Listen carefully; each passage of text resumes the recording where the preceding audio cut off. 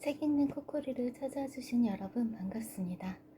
오늘 첫 영상을 시작하면서 미움받을 용기 시리즈를 준비를 했어요. 오늘은 그 처음 시작으로 미움받을 용기의 저자 기시미 이치로의 아들러 심리학 입문인 아들러 심리학을 읽는 밤으로 시작해 보도록 하겠습니다. 아들러 심리학을 읽는 밤, 기시미 이치로 지음, 박재현 옮김, 살림. 들어가기 전에 책 뒷면에 저자 후기부터 발췌 부분입니다. 당신에게 당부한다. 모든 사람에게 사랑받는 사람이 되지 말 것을. 아들러 심리학으로부터 낮은 자존감을 극복하고 관계 속에서 받은 상처를 치유하는 법, 칭찬과 비난으로부터 자유로워지는 법, 그리고 삶에 자신만의 의미를 부여하고 행복하게 살아가는 법을 배운다.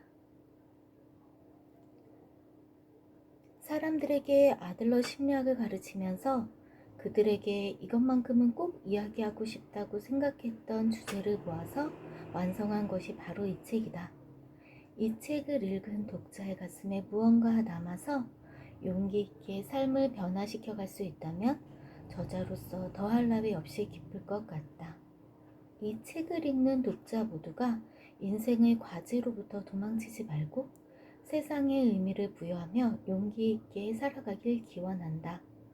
저자 후기 중에서 들어가는 말부터 책 읽기 시작하겠습니다. 들어가는 말, 어떻게 살면 좋을까? 아들러 심리학은 이 물음에 명확하게 답할 수 있다. 우리에게 프로이트와 융이라는 이름은 익숙한 편이다. 반면 동시대를 살았던 오스트리아 정신과 의사 알프레드 아들러라는 이름은 비교적 생소하다. 하지만 세계적으로 아들러는 프로이트 융과 더불어 심리학의 3대 거장으로 꼽힌다. 아들러, 1870년 출생, 1937년 사망은 원래 1902년부터 프로이트가 운영했던 빈정신분석학회의 핵심적인 회원으로 활약했던 인물이다. 그러나 학살상을 대립으로 학회를 탈퇴한 뒤 프로이트 이론과는 양립할 수 없는 독자적인 이론을 구축했다. 그리고 개인 심리학이라 이름 지었다. 분할할 수 없는 것으로부터 인간을 다룬다는 의미에서 개인 심리학이라 명명하기는 했지만 이 명칭만으로는 아들러가 의도하는 바가 분명히 전해지지 않는 측면이 있다. 그래서 오늘날에는 일반적으로 창시자인 아들러의 이름을 따서 아들러 심리학이라 불린다. 아들러는 원래 사회주의에 관심이 있어서 초기에는 정치개혁에 의한 사회변혁을 추구했다. 그러나 막상 정치 현실을 자기의 눈으로 확인하고서는 그 한계를 절감하게 됐다. 그로 인해 아들러는 정치가 아닌 제대로 된 유아와 교육을 통해서만이 개인의 구원, 그리고 나아가 인류의 구원이 가능하다고 생각했다. 그래서 아들러는 빈의 아동 상담소를 설치하고 상담 활동에 힘을 쏟아부었다. 그도 그럴 것이 당시 제1차 세계대전에서 패전한 오스트리아는 황폐해질 대로 황폐해져 있었던 데다가 빈 청소년 문제가 심각한 사회 문제로 대두되고 있었기 때문이었다. 그렇기에 육아와 교육은 아들러 심리학의 핵심이라 할 수 있다. 아들러 심리학에서는 힘으로 아이들을 윽박지르지 말고 전폭적인 신뢰로 아이들을 대하라고 가르친다. 실제로 아들러는 자신의 아이들을 그런 방식으로 대했고 그런 아들러의 태도가 그의 심리학에 그대로 반영되어 있다. 나치즘이 등장하고 유대인 박해를 우려한 아들러는 활동 무대를 곧장 미국으로 옮겼다. 미국에서도 아들러는 정력적인 강연 활동을 펼쳤고 그런 가운데 출판한 다수의 책들이 베스트셀러가 됐다. 사실 아들러가 전하는 내용은 쉽고 명료하다. 그렇기 때문에 이해하는 데 큰 어려움이 없다. 아들러의 강의는 전문 용어를 별로 사용하지 않았고 누구나 쉽게 이해할 수 있을 만큼 명쾌했다. 사실 그 때문에 오히려 전문가들의 반감을 사기도 했다.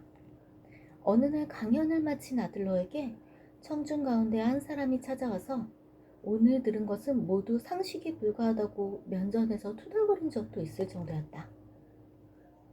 아들러로부터 어떤 고상하고 원대한 이야기를 듣고자 했던 사람들에게는 아들러의 강연이 너무나도 쉽고 뻔한 이야기처럼 들렸을 수도 있었을 것 같다.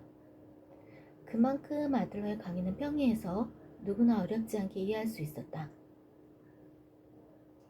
오늘날 아들러의 이름을 굳이 언급하고 있지는 않지만 아들러의 사상은 여러 곳에서 널리 활용되고 있다. 구체적인 예로 오래전에 나왔지만 여전히 사랑받는 델 카네기의 인간관계론, 스티븐 코비의 성공하는 사람들의 7가지 습관, 리처드 칼슨의 사소한 것에 목숨 걸지 마라 등을 꼽을 수 있다. 이 책들에는 아들러와 비슷한 생각이 담겨 있다. 이들 모두가 아들러 심리학을 바탕으로 쓰였다고 말할 수는 없다. 스티븐 코비와 리처드 칼슨은 아들러를 잘 몰랐고 그에게 특별하게 영향을 받은 것 같지는 않다. 하지만 델 카네기는 그의 책에서 분명하게 아들러의 사상을 가져다 쓰고 있다. 조금만 주의 깊게 아들러 심리학을 들여다보면 금은보화로 가득한 산 같다. 그렇기 때문에 눈맑은 사람들은 그 보물들을 얼마든지 가져다 쓸 수 있다. 그게 아들러 심리학의 특징이다. 이처럼 아들러의 사상을 자기계발서에서 가져다 쓰는 일은 비단 최근의 일만은 아니다. 이미 아들러가 살았던 시대에도 그런 일이 종종 있었다. 하지만 아들러는 그런 사실을 알았을 때도 너그러운 마음으로 언젠가 아무도 내 이름을 떠올리지 않고 사람들은 아들러 학파가 존재했다는 것조차 까맣게 잊을지도 모른다. 그래도 상관없다고 말했다고 한다. 아마도 아들러는 자신의 생각이 널리 통용되는 것을 더 보람있게 생각했고 그런 날이 빨리 오기를 더 기대했던 것 같다. 내가 아들러 심리학을 공부하기 시작한 것은 아들이 2살 때였다.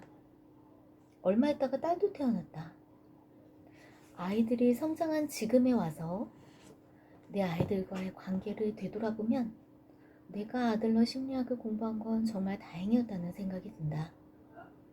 왜냐하면 아들러 심리학을 공부하고 난 뒤 내가 아이들을 대하는 방식이 완전히 달라졌기 때문이다.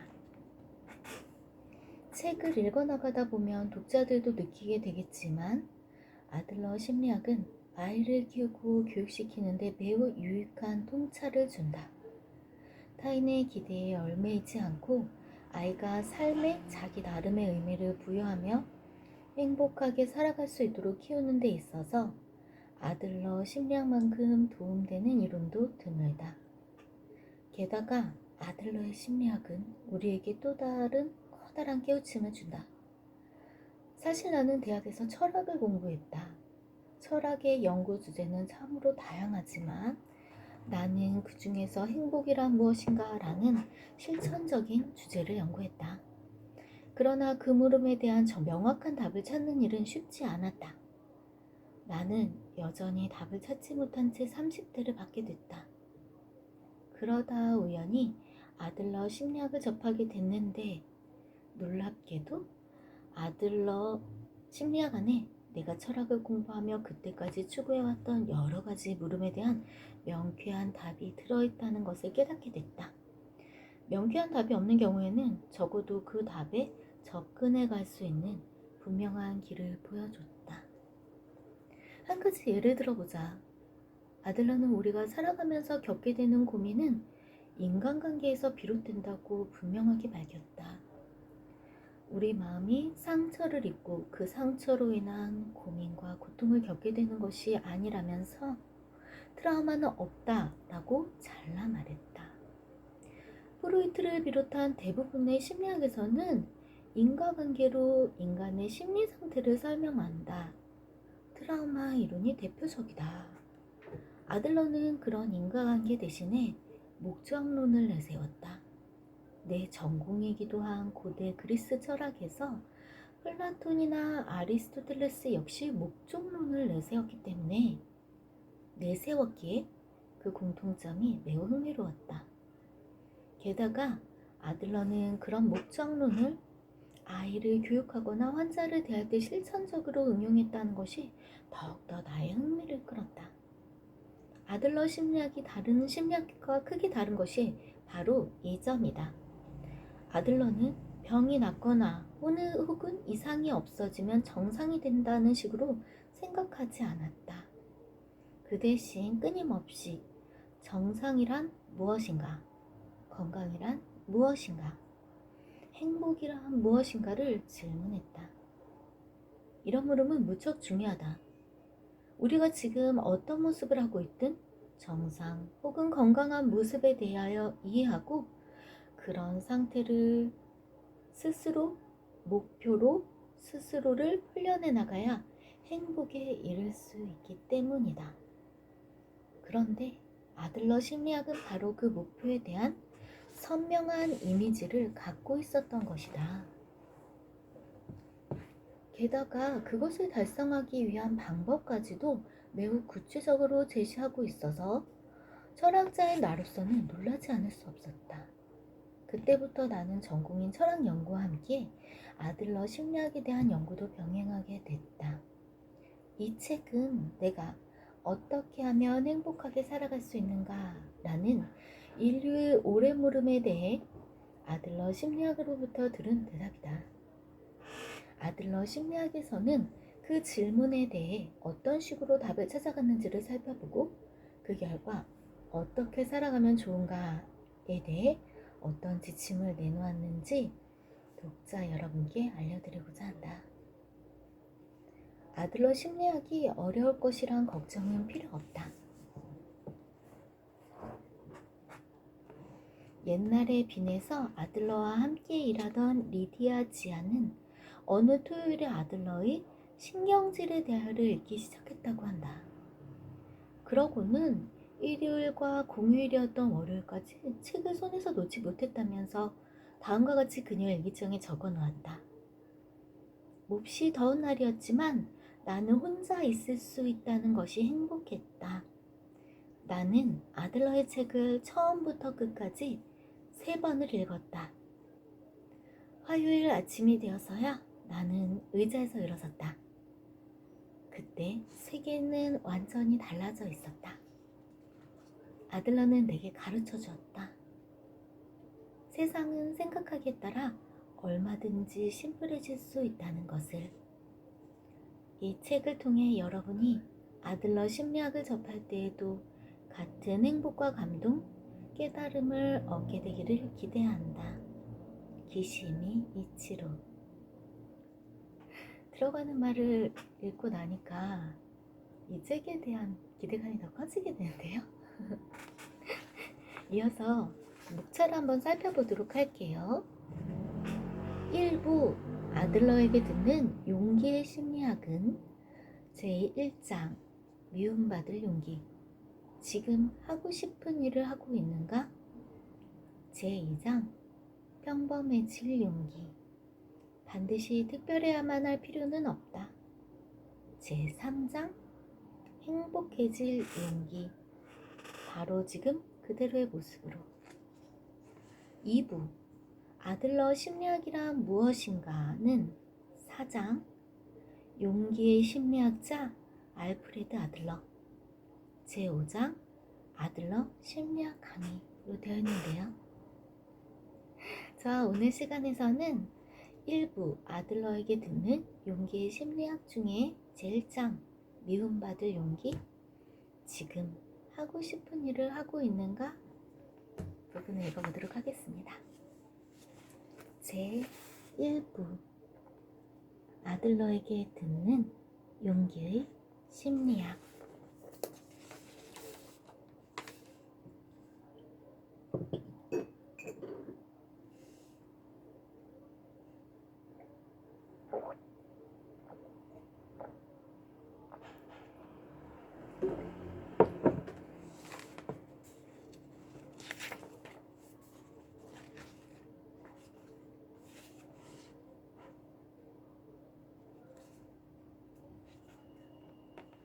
제1장 미움받을 용기. 지금 하고 싶은 일을 하고 있는가? 인생의 의미는 자기 자신이 정하는 것이다. 우리는 인생살이에서 겪게 되는 문제들에 대해 모든 책임이 자기 자신에게 있다는 생각은 쉽게 받아들이기 어렵다. 그러나 냉정하게 생각해보면 깨닫게 된다. 우리 자신의 인생은 어느 누구도 대신해 줄 수 없다. 세상살이가 순조롭지 못할 때에도 아무도 자신을 대신하여 문제를 해결해 줄 수 없다. 그 책임을 자기 자신 이외의 외적인 것이나 과거의 사건에 돌릴 수도 없다. 타고난 재능이 없다고 한탄해봐야 아무것도 나아질 게 없다.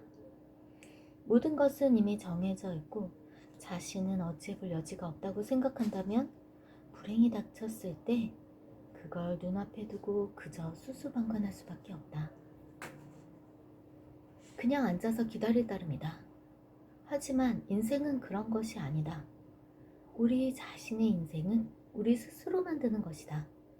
그리고 우리 인생의 무대에서 주인공은 나다. 이 사실을 직시하게 되면 문제와 마주했을 때 자기 자신이 나서서 행동하는 수밖에 없다는 것을 알게 된다.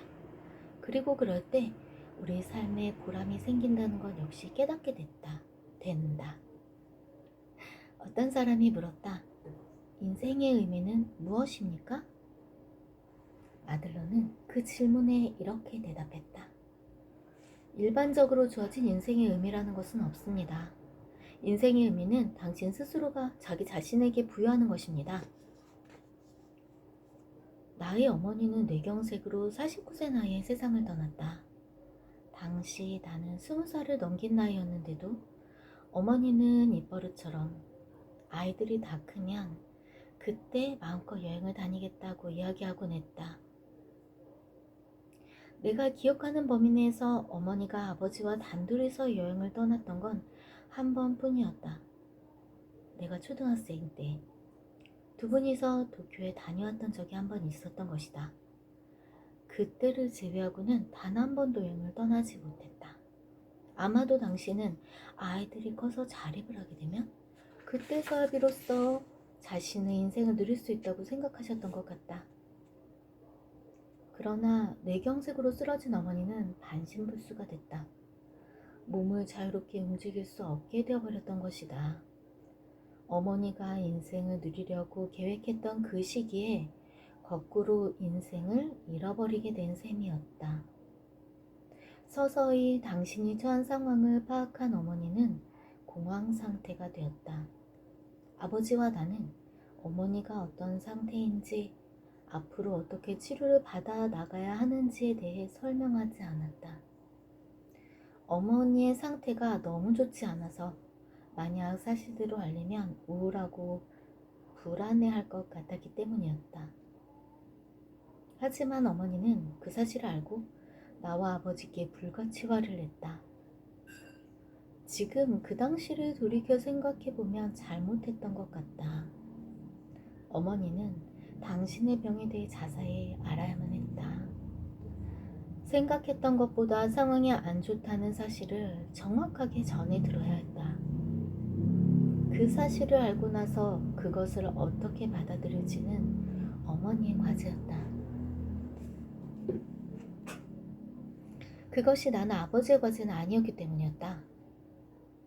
결국 어머니는 점차 침대에서 거의 움직일 수 없게 됐다. 그때 어머니는 돌연 옛날에 배우던 독일어를 다시 공부하고 싶다고 말했다. 독일어 공부를 처음부터 다시 시작하고 싶다는 거였다. 그래서 나는 어머니께 알파벳부터 다시 가르쳐 드렸다. 시간이 지날수록 어머니의 의식이 가물거리며 공부를 끈기 있게 이어갈 수 없게 되어버렸다. 그러자 어머니는 이번에는 전부터 읽고 싶었지만 이런저런 이유로 읽지 못했던 책을 읽어보고 싶다고 말했다. 나는 어머니의 머리맡에 도스토옙스키의 카르마조프가의 형제들을 읽어드렸다. 이윽고 어머니는 의식을 완전히 잃게 됐다. 그때 내가 어머니의 곁을 지키고 있어도 해드릴 수 있는 일이 아무것도 없었다. 그때 이런 생각이 들었다. 대체 인간의 행복이란 무엇인가? 이토록 꿈쩍도 못하고 하물며 완전히 의식을 잃게 된다면 인간은 어떻게 살아있는 의미를 찾을 수 있을까? 나는 매일 어머니의 머리맡에 앉아서 그런 생각을 했다. 몸을 움직일 수도 없고 의식도 없는 상황에서 돈이나 명예를 얻는다는 것은 정말 아무짝에도 쓸모가 없는 것일 수밖에 없다. 그것들은 인생에 그 어떤 의미도 가져다 주지 못한다. 어머니는 지금 의식조차 없다. 그렇기에 건강이라는 것도 어머니의 인생에 있어서 아무런 의미가 없다. 그러다 어머니는 돌아가셨다. 어머니의 죽음을 겪고 비로소 깨달았다. 인생을 살아가는 의미나 행복에 있어서 외적인 조건은 아무 의미를 갖지 못한다는 것을 말이다.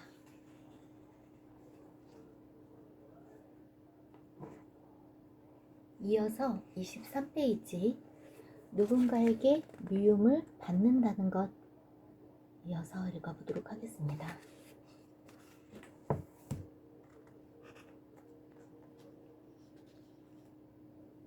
동기부여에 대해서 강의를 하면서 나는 많은 사람들을 만나게 됐다. 그런데 강의를 하며 만난 사람들 중 상당수가 너무도 남의 시선에 신경을 쓰며 살아가고 있었다. 이렇게 말하면 저 사람이 나를 미워하게 되지는 않을까? 늘 그런 걱정을 달고 살고 있었다. 하지만 분명한 것은 다른 사람이 나에 대해 어떻게 생각하는지는 우리가 살아가는데 반드시 필요한 것이 아니라는 점이다. 오히려 우리가 행복한 삶을 살아가는데 방해가 된다. 다른 사람이 어떻게 생각하는지를 늘 신경 쓰고 살다 보면 우리는 자유롭지 못한 삶을 강요받게 되기 때문이다. 끊임없이 다른 사람의 눈치를 보고 다른 사람의 비위를 맞추며 살아야 하기 때문이다. 그런 사람은 한마디로 자유롭지 못한 삶을 살고 있는 것이다. 적이 한 명도 없다는 것은 그다지 바람직한 상황이 아니다. 적이 없다는 것은 다른 말로 끊임없이 다른 사람에게 자신의 인생을 맞추고 있었다는 것에 다름 아니다. 결국 자유롭지 못한 삶을 살 수밖에 없는 것이다. 업무상의 관계는 더더욱 그렇다. 업무상의 대인관계를 교우관계로 보는 사람이 많다. 그리고 그 업무상의 관계 때 문제로 많은 사람들이 마음을 다친다. 하지만 그럴 필요가 없다. 옛날에는 한 직장에서 평생을 얼굴 맞대며 근무하는 업무상의 인간관계들이 많았다. 하지만 앞으로는 더더욱 한 직장에서 오래 근무하지 않는 문화가 정착될 것이다. 어쨌든 업무상의 관계에서 역시 남의 눈치를 보거나 다른 사람의 비율을 맞추려는 태도는 불필요하다. 이렇게 생각해보자. 우리가 누군가에게 미움받아도 상관없다고 생각하며 살아간다는 것은 우리가 우리 자신의 방식에 따라 자유롭게 살고 있다는 증거이다. 어쩌면 누군가에게 미움을 받는다는 것은 세상에서 내 뜻대로 자유롭게 살아가기 위해 지불해야만 하는 대가일 것이다. 모든 사람들로부터 사랑받는 사람이 될 것인가? 아니면 미움받는 사람이 될 것인가? 만일 둘 중 하나를 선택하라면 나는 단연코 후자를 선택할 것이다. 비록 나를 미워하는 사람이 있어도 자유롭게 살고 싶기 때문이다. 그래서 당부한다. 모든 사람에게 사랑받는 사람이 되지 말 것을. 여러분 어떠셨나요? 오늘 처음 영상이라 좀 많이 긴장하고 떨렸는데요. 영상 끝까지 봐주셔서 너무 감사하고 다음 시간에 또 책 읽는 코코리로 찾아뵙도록 할게요. 편안한 금요일 밤 되세요. 안녕. 굿나잇.